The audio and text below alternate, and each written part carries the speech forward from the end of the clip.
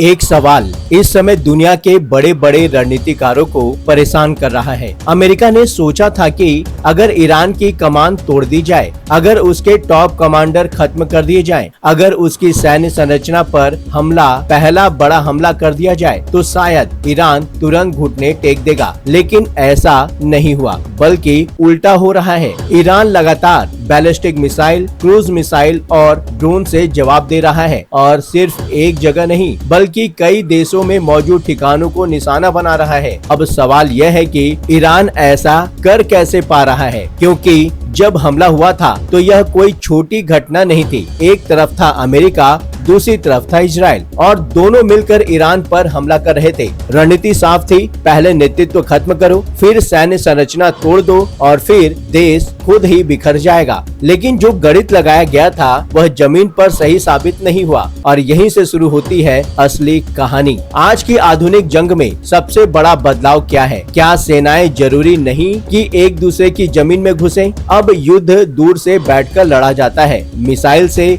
Drone से, cyber system से, यानी हजारों किलोमीटर दूर बैठकर भी हमला संभव है। ईरान भी इसी मॉडल पर लड़ रहा है। उसके कई हमले ईरान की सीमा के अंदर से ही लॉन्च किए जा रहे हैं। मतलब दुश्मन का विमान अंदर आए या न आए, जवाब फिर भी दिया जा सकता है। अब समझिए ईरान की असली ताकत क्या है। ईरान सीधे सिर्फ एक देश से नहीं लड़ रहा, बल्कि उसका जवाब कई स्तरों पर जा रहा है। अमेरिकी सैन्य ठिकानों पर, समुद्र में मौजूद जहाजों पर, मध्य पूर्व में मौजूद सहयोगी ठिकानों पर, और कई देशों में मौजूद रणनीतिक इंफ्रास्ट्रक्चर पर। यानी हमला एक देश पर हुआ, लेकिन जवाब कई देशों से दिया जा रहा है। इसलिए यह संघर्ष साधारण युद्ध नहीं है, यह नेटवर्क आधारित युद्ध है। और इस पूरे युद्ध का सबसे बड़ा हथियार है ड्रोन। छोटे, सस्ते, लेकिन बेहद घातक। आज के समय में कई देश यह समझ चुके हैं कि भविष्य की जंग टैंकों से नहीं बल्कि ड्रोन से जीती जाएगी, क्योंकि एक फाइटर जेट की कीमत करोड़ों डॉलर होती है,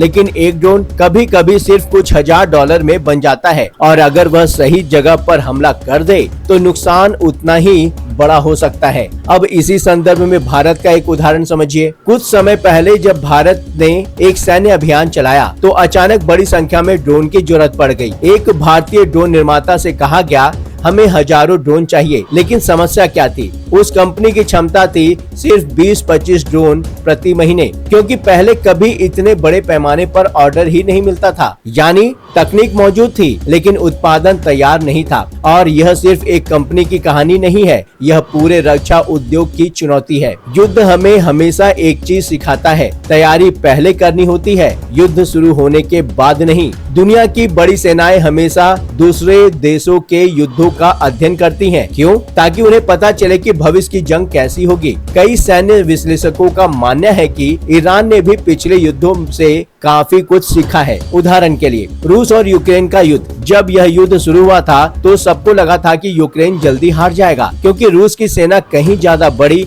और शक्तिशाली थी। लेकिन क्या हुआ? यूक्रेन ने नई रणनीतियां अपनाई, ड्रोन, छोटे छोटे मोबाइल यूनिट और असम्मित युद्ध। यानी ताकत कम होने के बावजूद भी लड़ाई जारी रखी जा सकती है, और शायद यही मॉडल अब दुनिया के कई देशों को प्रेरित कर रहा है। अब सवाल ये है कि क्या भविष्य की जंगें इसी तरह होंगी, जहां हजारों छोटे ड्रोन आसमान में उड़ेंगे, जहां मिसाइलें हजारों किलोमीटर दूर से चलेंगी, और जहां युद्ध की रेखाएं स्पष्ट भी नहीं होगी। कई रक्षा विशेषज्ञ मानते हैं कि आने वाले समय में युद्ध का चेहरा पूरी तरह बदलने वाला है, और जो देश इस बदलाव को जल्दी समझ जाएगा वही आगे रहेगा। भारत जैसे बड़े देश के लिए भी इसमें एक बड़ा सबक छिपा है। सिर्फ हथियार खरीदना काफी नहीं होता, जरूरी है तकनीक का विकास, घरेलू उत्पादन और युद्ध की नई रणनीतियों की तैयारी, क्योंकि दुनिया का युद्ध मॉडल तेजी से बदल रहा है, और जो देश समय रहते तैयारी कर लेते हैं वे संकट आने पर ज्यादा मजबूत साबित होते हैं। दोस्तों,